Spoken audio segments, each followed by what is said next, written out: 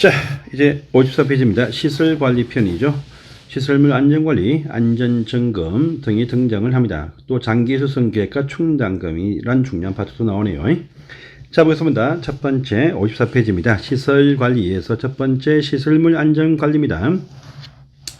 자, 업무대상 주택의 관리주체분들은요, 시설물 안전관리를 해야 되고, 또 이것을 위해서 보시면 안전관리 계획도 수립을 합니다. 그래서 보십니다. 시설물별로 보시면 안전관리자, 안전관리 책임자를 지정을 한다라고 되어 있습니다. 자, 또, 안전관리 계획 수립이죠. 수립을 하는데, 수립도 하지만 요 조정도 한다. 아까 본 적이 있습니다. 관리사무소장님들은 3년마다 조정을 한다. 근데 3년 되기 전에 앞당겨서 조기에 하고 싶다고 할 때 입주자 대표회의 구성원의 가반수에 서면동의 필요하다. 중요한 사항이죠. 요거하고 비슷한데 그 다음 페이지에 보시면 오른편에 있겠죠. 요 장기 수선 계획편 보시면은요. 그때도 요 이번에 조정이 나옵니다. 장기 수선 계획도 보시면 3년마다 일단 먼저 검토하죠. 검토해서 필요하다 싶으면은요. 조정을 합니다. 근데 요 3년 되기 전에 조기에 조정을 하고자 할 때는 입주자 과반수의 서면 동의를 받더라 한 부분 보이죠. 그래서 이거하고 왼편에 있는 바로 요 안전관리기관 입주자 대표의 구성원의 과반수의 서면 동의다라는 차이점이 있으니까 중요한 사항입니다. 그래서 보시고요. 자, 안전관리기의 수립 그 대상 시설물들 참 많습니다. 오른편에 보시면 쫙 나와 있죠. 참 많습니다. 많이 있는데, 여기 잘 보시면요. 많이 있습니다. 있는데, 여기 대상편 본문에 보시면 중앙집중식 난방시설은요, 안전관리계획의 수립 대상에 포함이 됩니다. 하지만, 지역난방은 거래하지 않죠. 지역난방은 제외다. 지역난방은요, 지역난방공사에서 따로 시설물 관리합니다. 그래서 중앙단지 내에서 관리하는 중앙집중식만 포함되고, 지역난방은 제외다. 그 다음에, 세대 안에 있는 연탄가스 배출기는 여기에 포함이 안 된다도 시험에 한번 나온 적이 있습니다. 그래서 보시고요. 자, 이런 안전관리 교육이 있죠. 시군구청에서 실시를 하게 됩니다. 안전관리 교육들, 경비 책임자 분들, 또 보시면 시설물 안전관리자 분들이 각기 교육을 받더라 하는 부분 체크만 살짝 해 놓으시기를 바랍니다. 실제는 보시면 위탁을 해서 실시한다. 오른편에 나와 있습니다. 연이외에 한 번씩 4시간씩 불러서 집합교육을 실시한다. 또 기본적인 원칙이죠. 자, 그 다음에 공동주택의 안전점검 문제 참 중요하죠. 이것도 업무대상 단지일 때 보시면 시설물 말고 공동주택 구조나 어떤 주요한 부분에 대한 안전점검을 실시해서 붕괴 우려 등을 확인합니다. 그래서 보시면 관리주체입니다. 반기마다 안전점검을 실시한다. 이것이 원칙입니다. 그런데 이것이 원칙인데 좀 큰 건물들 있죠. 16층 이상 되는 아파트 공동주택, 또 15층 이하라 할지라도 사용검사 입주한 지가 30년 지난 아파트, 또 안전등급이 CDE 등급에 해당되는 15층 이하일 때는 보시면 오른편에 있는 요들만이 안전점검을 할 수 있다. 누구냐 보시면은요, 기억에 단지에 보시면 관리직원 중에서 책임 기술자가 있다. 이분이 실시할 수 있습니다. 또 두 번째 보시면 관리사나 보호로서 안전점검 교육을 이수한 소장님이나 또 관리사나 보로서 관리치 직원분들이 이수했다. 그러면 자체 내부에서 할 수 있습니다. 자, 이것이 없다라고 할 때는 안전진단 전문기관, 유지관리업자한테 위탁을 해서 실시해야 되고, 위에 1기업위원회의 경우가 있다 할지라도 위탁을 실시해서 주로 실시를 많이 하고 있습니다. 그래서 안전점검, 구조안전이다 보면 됩니다. 자, 그런데 실시해 보니까 결과입니다. 뭔가 문제가 발생이 딱 되었습니다. 그러면 당연히 필요한 조처겠죠. 사용 제한 등에 필요한 조처할 것입니다. 뿐 아니고 입주자 대표회의한테도 통보도 해야 되고 관할 시군구청에 보고도 해야 됩니다. 중대한 어떤 재해 발생 우려가 있다라고 확인될 때 안에서 이렇게 합니다. 자, 그러면요, 안전조치가 필요하죠. 이 보고를 받은 시군구청 등은 다음에 조치를 하더라 합니다. 자, 월 한 번 이상씩 점검도 실시하고 다음에 조치한다. 그 조치가 뭐냐 보니까 단지별로 점검 책임자를 정하고 관리 카드를 비치하고 점검 일지를 또 비치해서 작성합니다. 또 단지와 그 행정기관 간에 비상 연락망도 구성을 하게 되어 있다. 라는 부분 보시고요. 자, 뿐 아니고 오른편에 또 나옵니다. 이어서 갑니다. 자, 이러한 붕괴 우려에 따라 확인 딱 되어진 사항이 뭐냐? 담보 측견 안에 중대한 하자라고 인정이 딱 되어지면은요, 전문가 밑에 이들한테 안전 진단을 의뢰를 할 수가 있다랍니다. 그래서 이 안전 점검 결과 붕괴 등 우려에 있다라고 확인 딱 되어진 그 보고받은 시군구청은 밑에 안전 조치도 물론이고 안전 진단도 의뢰할 수 있다. 두 가지의 방식이 나옵니다. 자, 그런데 이때 비용입니다. 비용. 이 비용 문제가 보시면 원래 원칙은 사업 주체 부담이 원칙이다. 왜? 하자 담보 책임 기한 내에 발생해서니까 사업자 당신들 책임져라. 그것이 원칙입니다.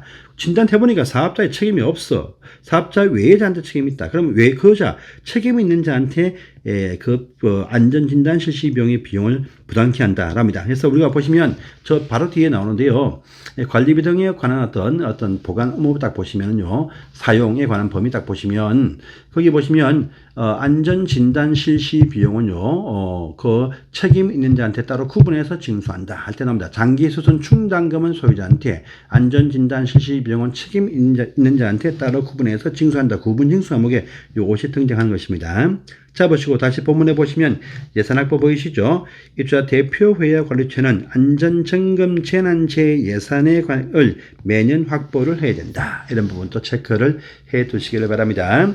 자, 그 다음에 보시면은요, 장기 수선 계획과 충당금도 상당히 중요한 상이죠. 항상 시험에 나오는 상들입니다. 그래서 보시면 첫 번째, 장기 수선 계획이 뜹니다. 수립이 딱 뜨네요.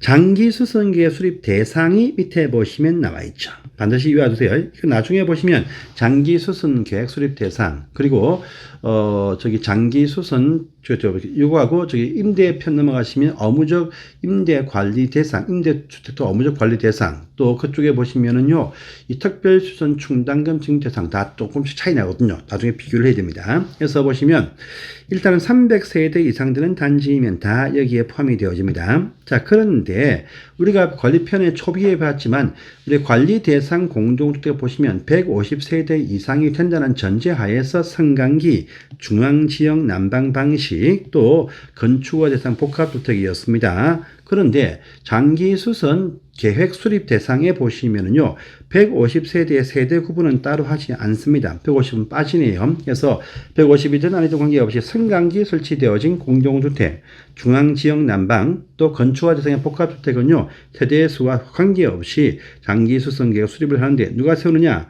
이러한 수립 대상이 되는 요 주택을 건설한 사업주체, 시행사 또는요 리모델링 공사한 자들이 공용 부분에 대해서 수립을 하고 요 공사 끝나고 사용검사 신청할 때 사용검사권자한테도 제출도 하더라. 제출하면 관리주체한테 나중에 인계를 해준다 되어 있습니다. 그래서 꼭 기억하십시오.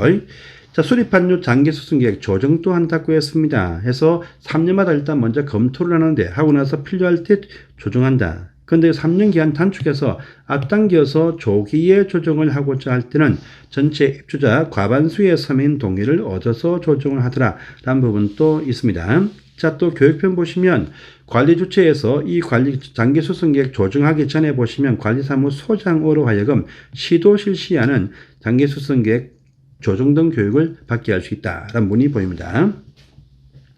보시고요.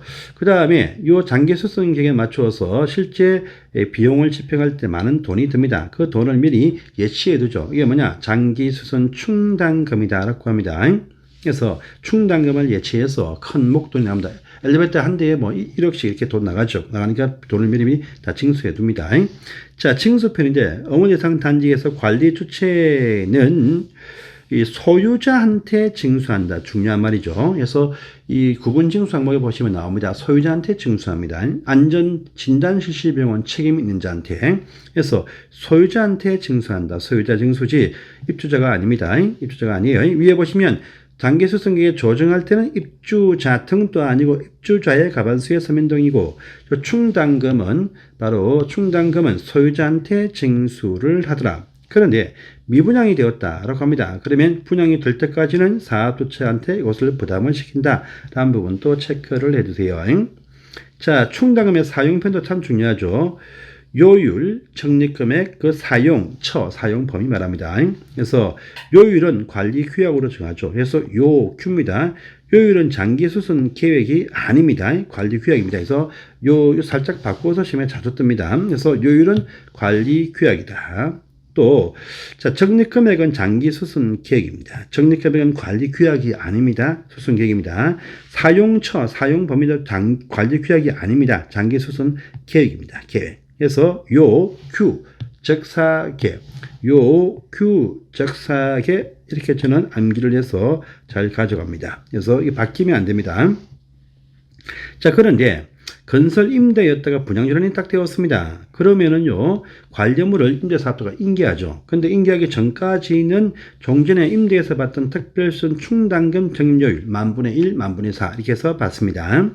그 다음에 또 4번편 사용 보시면은요, 수순 계획에 있는 항목대로만 이 비용을 써야 됩니다. 이 항목대로 쓰지 아니할 때 바로 용도 위반해서 1천만 원 과태료 처벌받기도 합니다. 하는데, 그런데 조정 하자 심사 분쟁 조정 신청을 또 했는데 단지가 패소를 했습니다. 합의해서 하자 진단 또 해보자, 또 하자 감정 또 해보자 할 때 공짜가 아니죠. 다 비용이 듭니다. 이 비용들, 이건 이제 분쟁이 발생했을 때인데 하자 분쟁, 근데 전부 다 단지가 패소해서 받아올 데가 없습니다. 이럴 경우겠죠. 그래서 이때는요, 입주자 과반수, 전체 입주자 과반수가 서면 동의해주면요, 요 수선 계획에 없는 용도이지만 이 돈을 쓸 수 있게 해준다. 용도 변환을 전환하게 해줍니다.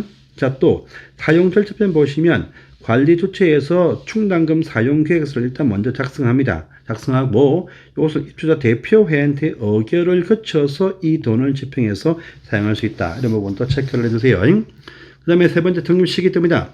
충당금의 적립시기 중요하죠. 사용 검사일로부터 1년 날, 달, 매달 적립한다. 1년 날, 달, 매달.